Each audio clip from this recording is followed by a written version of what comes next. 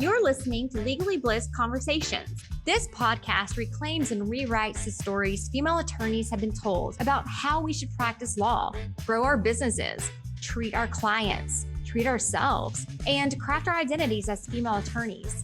We'll hear inspiring stories from current and former female attorneys, the ones who question the stories they've been told, the ones who aren't afraid to live boldly and step into their own power. We'll learn from women who define success on their terms. Through lighthearted and curious conversation, we'll unpack the challenges these inspiring female attorneys have already navigated. So join me on this journey.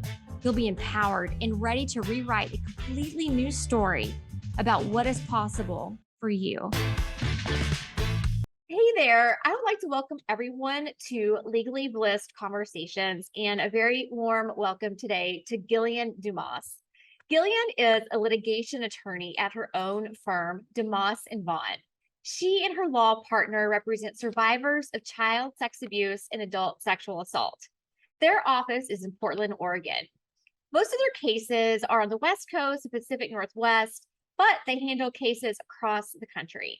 In her 30 years of practice, Gilion has worked as a defense attorney at a larger firm, a freelance attorney doing commercial and real estate litigation, a partner at a small firm, and now the owner of her own law firm. She's also active in her community and the author of a popular book blog, Rose City Reader. Gilion, welcome. Thank you so much for being here and for hanging out with me today. I'm so excited to learn more about you and about your journey and your inspiring story. Well, thank you, Susie. I'm happy to be here. So why did you go to law school? I knew you were going to ask that because I've listened to your podcast. Yeah. Hard-hitting questions here, right? Right. But, I joked that it was for vocational training, but it was, I was an English lit major and I didn't want to be a professor or a teacher. And so I did want to go to law school. One of the books I read was Paper Chase, which if people are old as me, they will recognize. And it was about law school and it just sounded fun. And I liked the idea of being a lawyer because I liked how each case is a story in itself, not just the backstory of the case that brought the lawsuit into fruition, but also the lawsuit itself is a story. So that appealed to me, and law school itself sounded like a challenge and fun. So I went to law school, and I liked law school better than undergrad. I sort of found my way in law school, and I found my my people there. It was, I loved the intellectual challenge of it and how it made logical sense out of the complicated intellectual subjects. I just loved it. So it was good. It was a good choice for me. That's awesome. So when you graduated from law school, what was one of your first careers? I went straight. I did straightforward law school path. I worked during law school. I didn't work during classes, but I worked in the summers. Like the first summer I worked at the courthouse being a courtroom clerk. And then after second year, I clerked at a big firm doing the summer internship thing. And then right after law school, I went straight to work.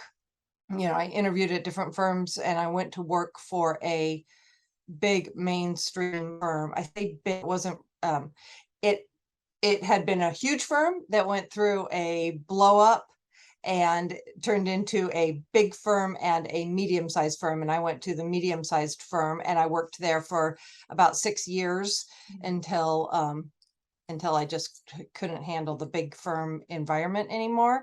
But it was a great learning curve, one that I still recommend for new lawyers if they want that kind of intense training program that you can get at a big firm. I learned everything. The firm I went to, because it had spun off from this big firm, it was it was a group of lawyers who were together because they liked each other or felt loyal to each other, but their business model made no sense. None of their practice areas matched. I mean, they had no practice areas.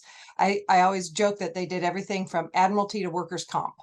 And so I did all kinds of work. They had only partners, no associates. I was the first associate they hired. And I did everything truly from admiralty, timber trespass, employment cases on both sides, personal injury on both sides.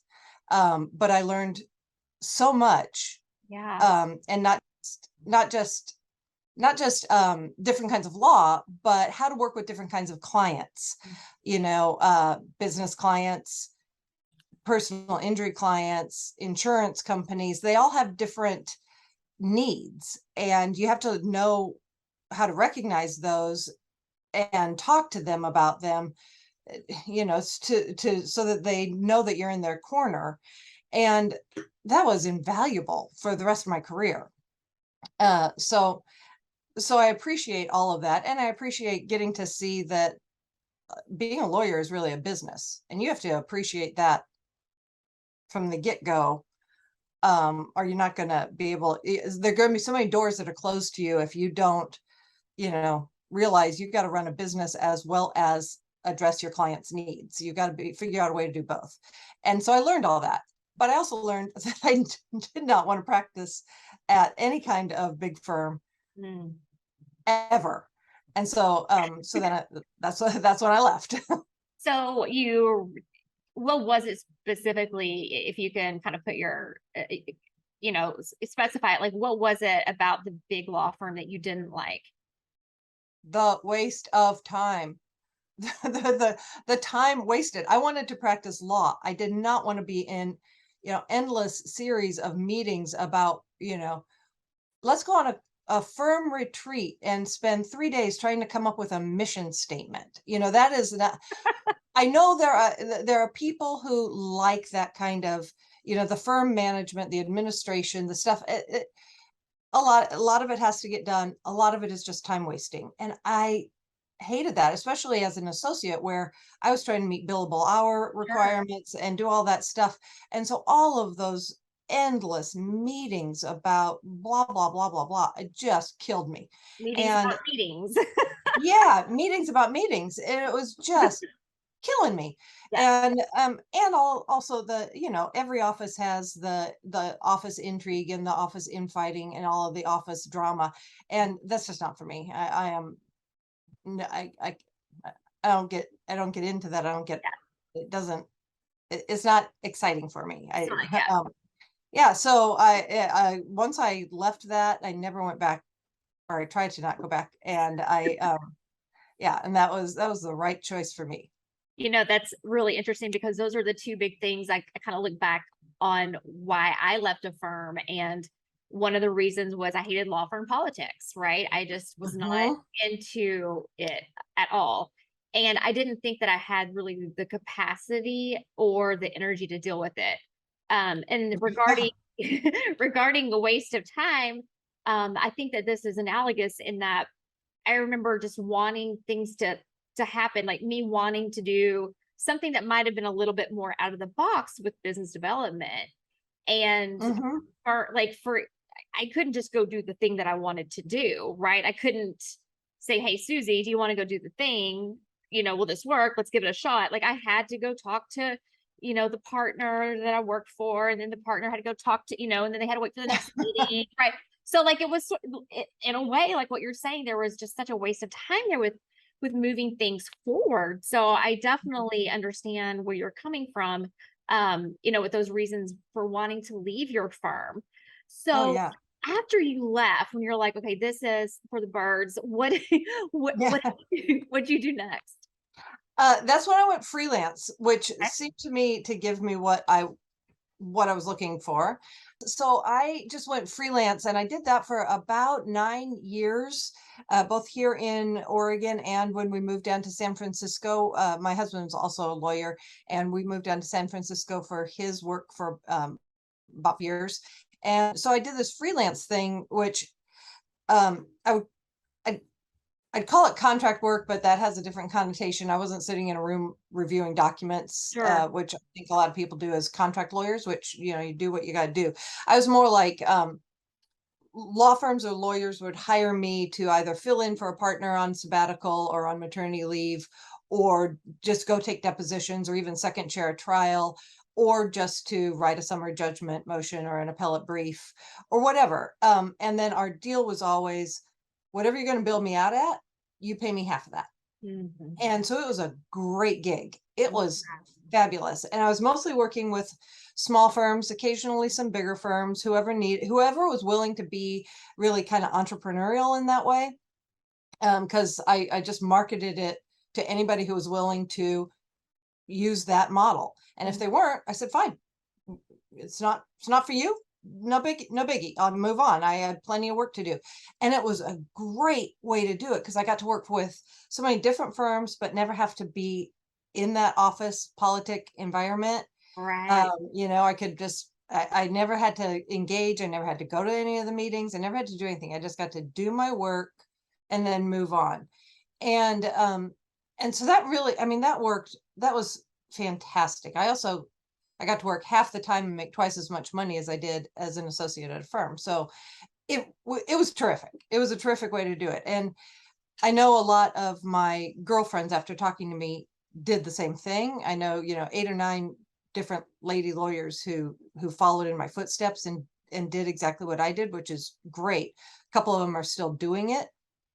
I don't know I don't know if it would still work. I mean, that was a while back, but I Yeah. would assume it would. I always think there are so many different ways to practice law. We don't all have to go into a box and punch the clock like, in Yeah. in a firm. There's so many different ways to do it. And that was a way that I just came up with because it was what I wanted, and I just found other lawyers who are willing to do it with me. I think you make a really good point there. Um, that there are so many ways to practice law. There's so many ways to create your law firm if you want to even, maybe you don't want to do a law firm, right? Maybe you want to be freelance. So Yeah. I so let's say that someone wants to be a freelance lawyer. Can I ask you, do you have any kind of bits of advice for growing kind of their book of business as a freelance lawyer? Well, sure, you could do, I mean, what I did was I first started with my own network and just asked them and just told them, do you need help with projects? This is what I have in mind. If you're going to bill me out at X, you pay me half X. Yeah. And just until I found enough lawyers who were willing to do it. And then I never ran out of work. And, if I occasionally thought I was getting slow, I just hit that email list again and say, do you have anything? Mm. And it really wasn't hard. I mean, that was really all it took.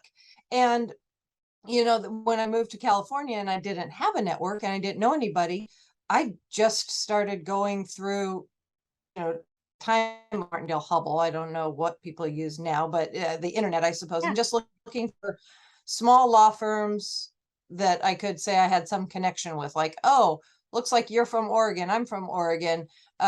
Here's what I just moved here. I'm looking for work. This is how I like to do it. I have this experience and I could do this. I could do summary judgment briefs, go to depositions, go to court for you. And if you bill me out at X, pay me half X.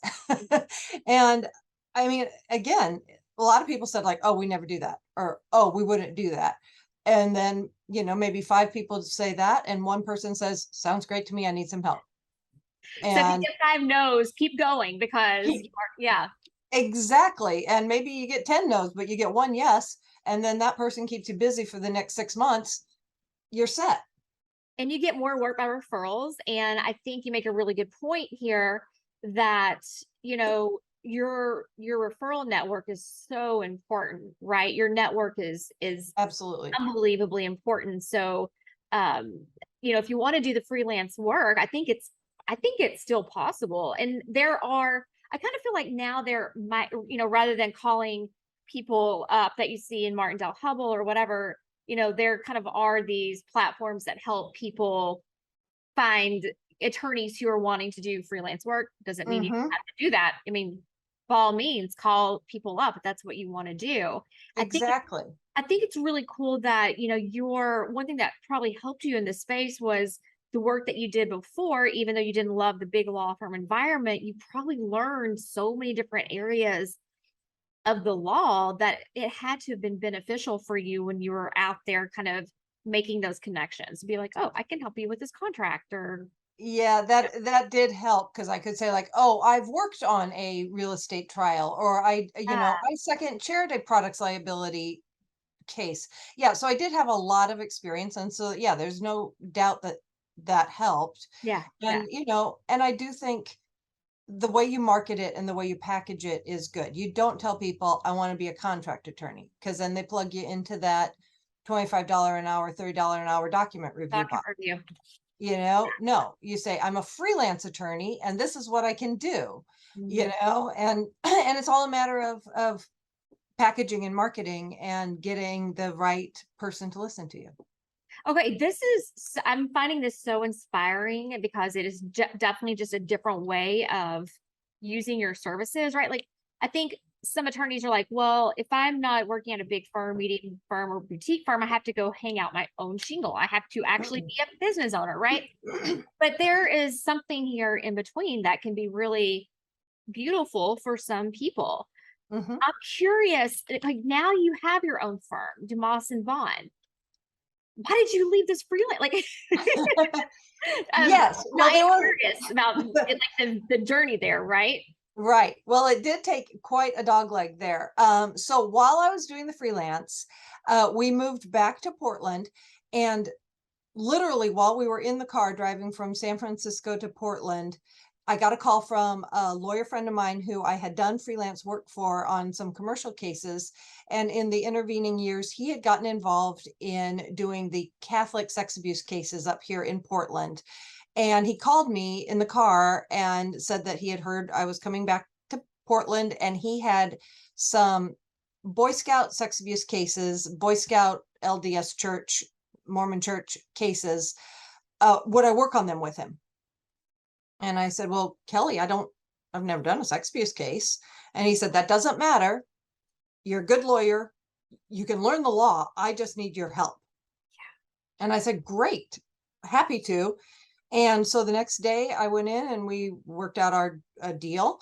And those were contingent cases, which I hadn't done freelance work on contingency cases. So we worked out that I would actually work on them on a contingency Yeah, basis with yeah, him, which I was willing to do because again, I have an entrepreneurial streak, and I think you have to if you're going to work freelance or work as a on your own. And so I agreed to work on those cases with him and we worked on them together for 3 years. I did a few other things too to, get some cash coming in. But I worked on those pretty steadily with him that took up most of my time. And and 3 years later we went to trial on the first one. And that was up here in Portland and we ended up getting a $19.5 million verdict against the Boy Scouts for sex abuse. mm, And that was the first trial against the Boy Scouts that the court allowed in all of these internal files that the Boy Scouts kept on child molesters that they internally referred to as the perversion files, um, or and publicly referred to as the ineligible volunteer files. And the court let us use 1,200 of those, almost 1,300 of those as exhibits to show the history of child abuse in the Boy Scouts. And the jury got to look at those. And that's why once they saw those, that's when they awarded $18.5 million in punitive damages. Oh yeah, I got the verdict wrong. It was 19.9 million. Yeah. wow. 18 and a half in punitives. What year was this? And in 2010. Right, 2010. Okay. Yeah, and so, of course, since I was working on a contingency, even though it took 3 years, that ended up being a good risk for me to take. Right. Um, and then we continued to work on those cases because there were 8 of them altogether in a group.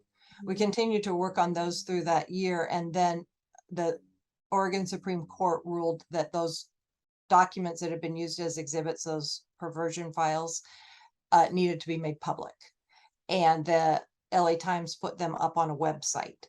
And we ended up getting hundreds and hundreds and hundreds and hundreds of calls from men who had been abused in the Boy Scouts for decades, going back to the 50s.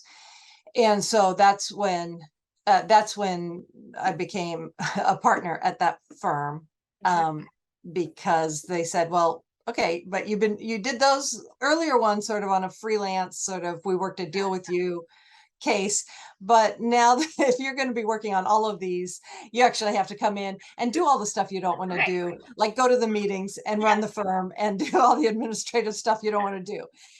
So I agreed, and I did that for a couple of years, and then my poor partner Kelly died, and I couldn't believe it. So yes, so I did change. I went into this firm. I went into this small firm. I became a partner so I could work with Kelly on these Boy Scout cases. And then he died, and he was only 56, and it was really horrible. And then that's when my then associate, Ashley Vaughn, and I left that little firm with the abuse clients that we had and started our own firm. Let's take a quick pause for a message from my sponsor, Prominent Practice.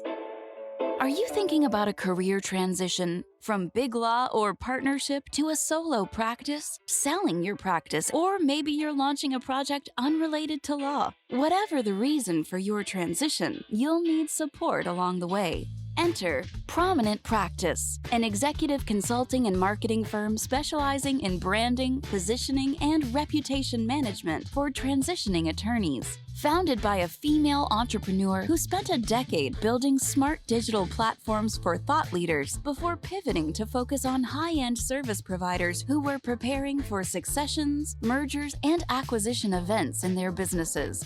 If you're thinking about making a big business move, don't risk losing the ability to leverage the reputation you've spent your career building. Let Prominent Practice be your guide. Visit prominentpractice.com/blissed for an exclusive introduction.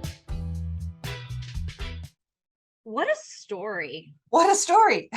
I know, it was a lot. Yes. So when are you going to write your book?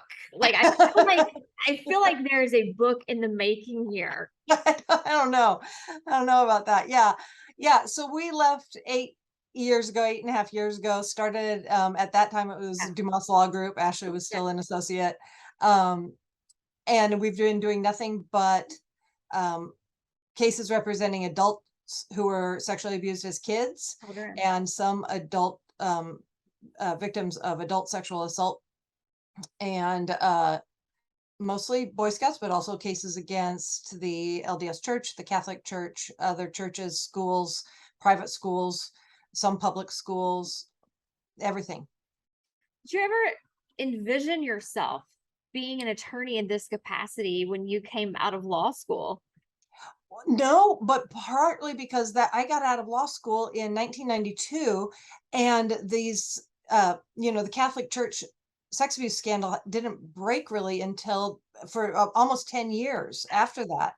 Yeah. So it wasn't really a thing. And so no, so doing what I did, the mix of mostly commercial litigation and some employment and injury cases, that was a solid litigation practice that put me in a good place to take on these sex abuse cases. Mhm. But once they came around, I was sort of ready for it. I was in the right place. We're ready for it. Right. Yeah, Kelly was in the right place. It all came together kind of perfectly. It was You, God's plan. I mean, I'm just sitting here kind of at all, like, or in all, just thinking about that and how that all seemed to work out for you. You love, I can tell that like you love storytelling. You Mhm. are a voracious reader.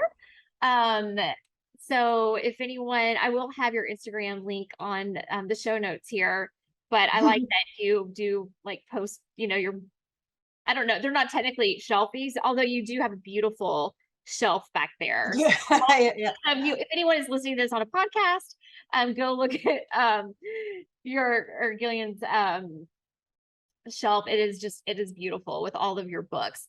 But I'm curious about, because the reason I'm talking about this is that, I'd love to know how you utilize storytelling and your love of stories in your practice, what you do Uh, now. That's a great question because we always hear, as litigators, we always hear like, oh, you have to be a storyteller, you have to tell a story. And it is one of the hardest things to internalize and do. But one thing I try to do, at least, I don't know how well we do it, is to remember that yes, you're writing a brief. Yes, for the jury, it's a little bit easier because you're actually standing in front of them and talking to them, and like you can tell them a story like a person. But also remember, when you're writing a brief, that the judge is a person too, Mhm. and the judge wants to, the judge is just as moved by a good story as anyone. And so I say we, me and Ashley, we try when we write a brief to include in the facts section, not just, our client was born in 1972 and in 1984 was molested by his, high school math teacher. No, like really like punch it up. Like you can write like you're actually writing a short story, like I don't know. We started one where, in seventh grade, Jane Doe gave a Mickey Mouse watch to her chemistry teacher because she thought he was her boyfriend. Mhm. You know, Major that's how you difference start a in good fact. story. Yeah, Yeah, with you me know, emotionally right there. Yeah. yeah. So we try to make even our briefs just have a little bit of those elements of good storytelling in them, rather than plod through the facts in a chronological order. Any little nugget of advice to brief writers regarding storytelling? Well, that would be it. Punch up your facts section and make it read more like a story instead of just a chronology. Yeah, Um, yeah. yeah, and then also, I mean, keep the brief as short as you can and the sentences short, Yeah. and get rid of your passive voice, and Yeah. don't use the verb tense. I don't even know what it's called, but where it said like he would drive around the corner and then he would enter his house and then he would do that. Oh, No, ow. drove, he drove the car, he entered his house, he picked up the phone. You know what I mean? I Yes, don't know what yes. that's called, but it just drives me crazy. And so many people write that way. He would do something. No, he did it. I don't care whether he You would do it know, a lot. you He know did what it. it yeah, you know what I'm wondering if it's like maybe historically kind of been done that way, right? Like, you know how Yeah. attorneys, you look at older documents and it's just too much, right? There's legalese, Oh, yeah. flowery, and it's difficult to read and all of Oh, yeah. I I wonder call it Charles Dickens. You don't want to write a Charles Dickens brief. exactly, and it's very like art. It's like an artifact. I wonder if it's an artifact of that older style of writing. I don't Yeah. know. I know I've seen that before. So that Yeah. is we don't have to do it the way it's always been done. So Right. if you are writing a brief or anything like Or a complaint. a complaint, right? In opposition with in trademarks, right? Like, so you don't have to always do it the way that it's always been done. Like, make sure you understand why you're doing it that way. And Mhm. if you feel like you have to do it that way, ask yourself why. Like, where are you getting that from? Because the chances are, you may be able to do it a better way, right? In a more Exactly. impactful way. And the way that you are talking about your stories and you're able to hold a judge or a jury, um, that is not everyone can recreate that. Not everyone can do that. So I think that's really cool. And I'm actually really glad I asked that question. So you're right. That was a great question. So let me ask you, I want to be very cognizant of your time. When you look back on your career, and let's go back to the day that I like to ask this question as well. The day that you graduated from law school, um, it's an exciting day, but it can kind of be nerve wracking. Like there's a lot of unknowns. I feel like that day that we get our diploma. diploma. If you could give yourself any piece of advice or just some words of wisdom, Hmm. the day that you graduated from law school, like knowing what you know now, what would you tell your younger self? Put up with less bullshit. Oh, I love that. Can we just title this podcast that? Yeah. Yeah. Because I mean, every time I made a big change, I wish I had made that big change earlier. Yeah. When I left the big law firm, I wish I had done it 2 years earlier. Mm, When I left with our firm and started my own firm with Ashley, I should have done it a year earlier. I should have done it right when Kelly died, not try to make something out of the dog's breakfast that was left after he was gone. And so when you know something is going bad, it's going bad. Just mm, switch it. Don't gut it out. Don't think you can fix everything bad, which doesn't mean giving up on your clients. It doesn't mean giving right. up on the work you're doing. It just means changing the bad work situation. If you're in a bad job, you're in a bad job. You know it. You can't fix bad. Yeah. Yeah. Yeah. And I go back to what I said, there's so many ways to practice law. You don't need to practice law in a way that makes you miserable. Mhm. And so, yeah, so I wish I had put up with less bullshit and moved on quicker. I love that. One other thing I want to, well, actually, I've got two more questions if you have just a couple more minutes. You bet. I the, I also asked you at one point, what's kind of your must share strategy or piece of advice for lawyers today? And I loved this feedback. And so I'm going to read this or Okay. part. You're like, what did I fill out? Yeah, what did I Oh my say? gosh, what did I say? Because it was probably a few months ago. And it's amazing. You said in the long run, a lawyer's best asset is her integrity. You build a reputation for integrity primarily by fulfilling the obligations you undertake. So if you say you're going to do something, you do it, get it done. If you can't deliver, don't take it on. Say no up front. The other main way to show your integrity is when you make a mistake, admit it, apologize, take responsibility, work to make it right. Everyone messes up. No one likes an ass. These two things together are the simplest advice, but the hardest to practice consistently. Um, Hmm. you're like, I I'd did stick that. with that. You're gonna- you haven't changed your mind about the importance of integrity or any other thoughts about integrity and our legal practices? No, but boy, both of those things, do what you say you're going to do. And when you mess up, admit it and try to make it right. Yeah. They are ongoing challenges. I mean, Yes. that never gets easier. No. You have to do it every time. And again, that comes back to my point though, of then you got to eliminate everything else that is difficult about your work, if it's the work environment has to be as easy as possible, because those two things are going to be difficult your entire career. Yeah. you Yeah. know It's hard enough, right? It's it's challenging hard enough. enough. If Yeah. if you've got bickering going on or politics and it's messing up your mental health, you Yeah. no.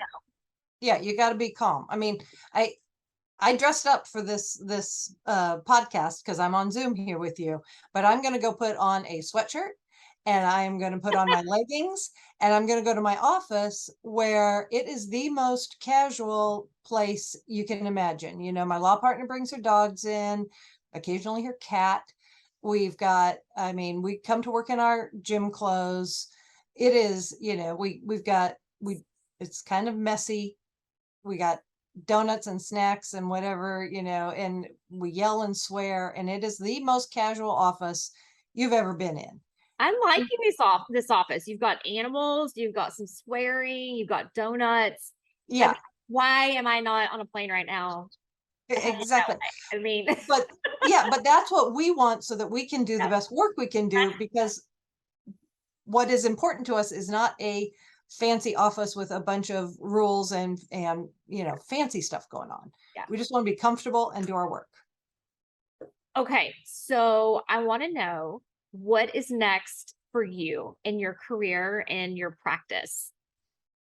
Well, I keep, working on these sex abuse cases, and mostly I'm going to concentrate on kind of getting Ashley up and running to take over more of the administration of the firm and the day-to-day stuff, so I can kind of step back from that. I is my goal, and but that's about it. I'm perfectly happy where we are now. I hope to cut back on my hours a bit now that my husband has retired, Mm, and spend a little more time with him. So my big goal is to just not work as much, but kind of move on to a dabbling phase I love again. that. I Yeah, mean, that's a many great ways to practice law, and dabbling is one of them. goal. So with that, Gillian, thank you so much for hanging out with me today. I've absolutely loved speaking with you and learning about your journey. It's been fascinating, and I keep thinking about how like things don't stress so much in life. Like things work out. Like things generally work out, and at any given Mhm. moment, quit wrestling about the future, because if you let the universe work, you're gonna always be exactly where you're supposed to be. I think Uh, that's good. oh, one more question. Where can people find Gillian? Oh, well, either at the best place is to go to dumasandvaughn.com, Okay. which is spelled Dumas, like Sam, ANDVAUGHN.com. That's our law firm website. Or you can find my book blog at rosecityreader.com. Awesome. Awesome. Thank you so much, my friend. Thank you, Susie. This was very fun. Have a great day. Thank you so much for hanging out with us today on Legally Blissed Conversations. If you love this episode and you want to hang out with other inspiring and light gold female attorneys, be sure to join the Legally Blissed community at legallyblissed.com. And be sure to follow me on Instagram at Susie Hickson. See you next time.